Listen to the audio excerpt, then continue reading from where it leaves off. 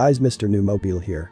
Seen some premium phones from LG, but as far as fancy names go, the LG Velvets take the cake and bring some snazzy aesthetics and even some extra goodies in the box if you pre-order in certain markets.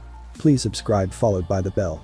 You can also keep up on Facebook, Twitter, and you can purchase any Samsung Galaxy phones or Apple phones by clicking the links in the description, and if you love LG Velvets, I will leave the link in the description. Besides that, how much value is there? Here. Let's find out in our LG Velvets review. The Velvet is a significant departure from the LG design language we used to as a sleek, tall, curved form factor, and a dazzling gradient finish. Ours is in the Illusion Sunset color and is more like an explosion of different colors depending on the angle of the light. The whole thing is quite mirror-like. To any touch on the surface will be fewer smudges and fingerprints. One of the unique design features is LG's raindrop camera scheme, where cameras are ranged from large to small to be more aesthetically pleasing. The back panel is made from Gorilla Glass, which curves into the glossy aluminum frame. The device is 6.8 inches with a 1080p resolution, a standard refresh rate and at 20.5:9 aspect ratio. It looks nice though. The U-shaped notch at the top for the selfie cam might be an eyesore for some people. The panel has good sharpness, as well as the black suit expect from enamel. Next, brightness isn't chart-topping, but is decent, around 400 nits of the manual slider in a little over 600 units in auto mode, when the bright sun colors can be tweaked in settings, but none of the presets are too accurate to a specific color. Space is not too bad, but your whites are a bit on the bluish side. Is an optical fingerprint sensor under the display, and it does a pretty good job at recognizing you and unlocking the phone.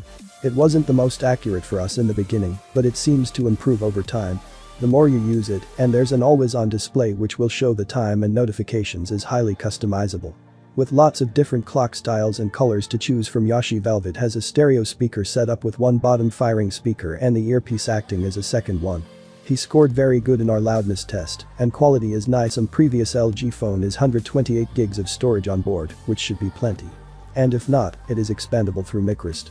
In some markets, pre-orders of the LG Velvet will get you a bunch of extras, including a silicone case, wireless headphones, and LG's dual screen accessory. Gives you an extra screen, is pretty much the same as the main one for use in multitasking. Increase in functionality is balanced by the fact that it is bulky and hides the phone's nice design and increases battery consumption to what still adds a lot of value to the package. If you can get it for free. You can use apps side by side, open new browser tabs on the other screen, watch videos while you text, or even use one of the displays as a 4-screen keyboard for a full-screen gamepad for support. Again, the LG Velvet runs LG's user experience version 9 over Android 10. Interface is clean and simple, with no complicated menus or custom set. You have the option for an app drawer, or you can choose to keep all of your apps on the home screen. I've used most of LG's flagship phones over the past few years. Enjoyed using them, even. But heck, if I could pick them out of the lineup. LG has pursued an aggressively bland design language adopted in near identical fashion by virtually all of its recent phones. The G7, the V40, the G8, the V50, and so on are all fine devices on paper, but they're only distinguishable if you can remember their specific screen sizes and camera layouts, and even then it's a challenge. Whatever the reason for this, it's not working. LG is hanging on to its distant third place in the US, and it's a non-entity in many other major markets. And so now we have the Velvet, a phone that sees LG take completely the opposite approach to its typical idea of a flagship phone, abandoning the long-running G series altogether. It's an attempt for the company to be taken seriously as a design leader, as it was in the days of the iconic chocolate slider in the mid-aughts. LG even managed to restrain itself from including Think in the name. The Velvet is a mid-range phone with mid-range pricing, but unmistakably high-end fit and finish. After using phone to date, or any other 5G phone out there.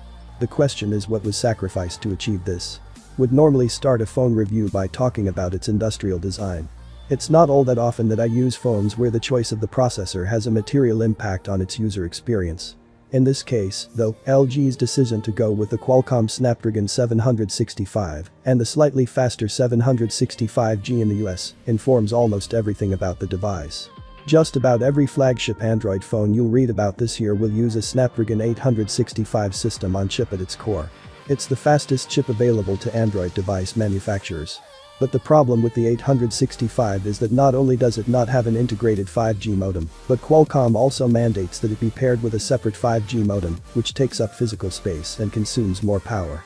The upshot is that 4G flagship Android phones effectively no longer exist, and 2025G phones tend to be pretty thick and heavy. The 765 isn't as powerful a chip like the 806 or a more efficient design. LG's bet is that by sacrificing a little bit of top-end performance, you'll get a sleeker phone that'll still work well with new 5G networks. The first time you pick up the Velvet, you'll understand that LG really did go all in on that bet. This is by far the most attractive phone that LG has made in many years, maybe ever. It's beautifully crafted from top to bottom, with a strong sense of balance in its curves and lines. Next to most other 2020 Android flagships, its 7.9mm thick frame feels like something from the future. Or from the recent past of just a few years ago, when many Android phones were pushing the limits of thin designs. I appreciate, though, that this may not show up all that well in photos, particularly since LG sent us this boring Aurora Grey fingerprint magnet version. This is the kind of phone you have to hold in your hand to understand the appeal. The symmetrically curved glass on the front and back isn't strictly new, for example, but it adds to the sensation of thinness.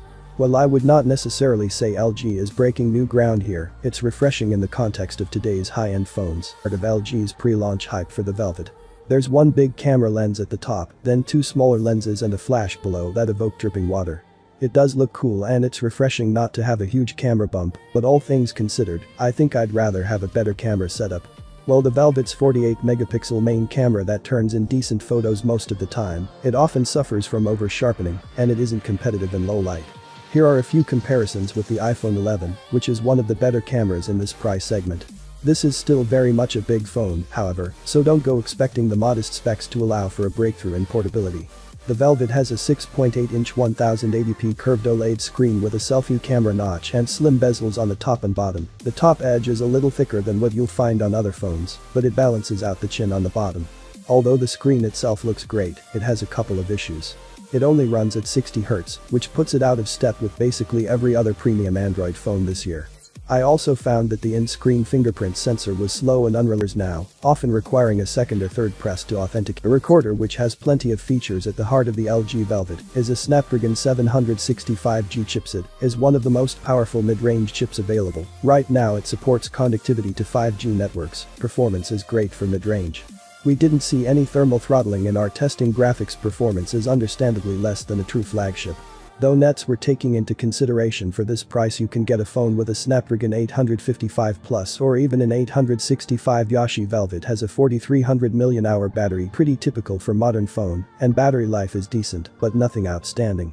The phone scored an endurance rating of 79 hours, non-proprietary battery support for 25-watt charging, but the Velvet comes with a 16 watts charger in the box. With the charging speed in fact, we were able to go from 0 to 33% in half an hour, which has some higher capacity charges too with not much improvement. There is support for wireless charging, which maxes out at around 9 or 10 watts. It works with the dual screen accessory attached to it. If you need to charge this in the dual screen case, should use the provided magnetic adapter. Yoshi Velvet has a triple camera setup, rather than the 4 cameras we see on most phones these days, is a 48-megapixel quad bare main and 8-megapixel ultra-wide-angle cam, and a 5-megapixel depth sensor. 12-megapixel photos taken with the main camera, overall quite pleasing. Colors are nice and punchy, and there's plenty of contrast. Detail is good to know. Some noise is visible if you look closely. You can opt to shoot in the 48-megapixel mode, which will give you some extra detail. If you have enough light. It comes at the expense of a decrease in dynamic range and color saturation, as well as a larger file size. Portraits are taken with the main cam, and that sensor, and these are decent, but not the best we've seen. As long as the backgrounds are too complex, you get good subject separation, but you do see some hazy outlines from time to time. LG didn't fit a telephoto camera on the Velvets, but there is a 2x toggle and the viewfinder is just a crop, and upscale from the main cam is 12 months of photos is not half bad, but you do get more noise and some over-sharpening. Compare those from the ultra-wide-angle camera located to you get the good dynamic range and likable colors, but the photos are quite soft. Overall, and you can see some noise in color, fringe, and low-light. Photos from the main camera are detailed on the darker side and are a bit noisy. Color reproduction is good and dynamic range is fairly wide. If the auto HDR cakes at night mode is a bit tricky. You can always go into the net view mode, but the phone will decide if the light level is low enough to warrant the extra processing if and when it does engage. It is in the night and day difference. No pun intended. There is an improvement in the noise and extra sharpening. But you don't see much more detail in the shadows. The ultra webcams. Low-light shots are soft and lacking in detail, and colors look washed out. You can enable net view mode here, but we're not seeing huge improvements. Selfies from the Velvet are taken with a 16-megapixel front-facing cam and in well-lit situations. We really like these results as to know what to focus the images come out on the point. If there's good enough light, video can be recorded with the main camera and up to 4K at 30 FPS. This footage spot on. And there's plenty of contrast, the Ultra webcam is limited to 1080p at 30 FPS. These clips have some extra pop in terms of colors. In contrast, the quality is overall okay. Video stabilization is available on the main cam even in 4K, and the ultra-wide to the results are nicely smooth, with walking-induced shake, ironed out almost completely, is also a steady cam mode at 1080p at 30 FPS, which works with both cameras, and gives you even more stable results, so that the LG Velvet colorful and waterproof build that's bound to turn some heads. Decent Curville light display, loud stereo speakers, nice selfies and some great value with the bundled accessories. The trouble is, the extra goodies will be coming to everyone only for pre-orders in some markets like Europe, and the phone itself isn't cheap, the price tag of €650, which puts it up against flagship killers from several grants, but the Velvet is just now that same level performance-wise or camera. What's this price? The phone's only really worth recommending. If you're getting, but wait for the price to go down or check out some alternatives. Please subscribe, like the video, comment. Thanks for watching. See you on my next video. One, peace out.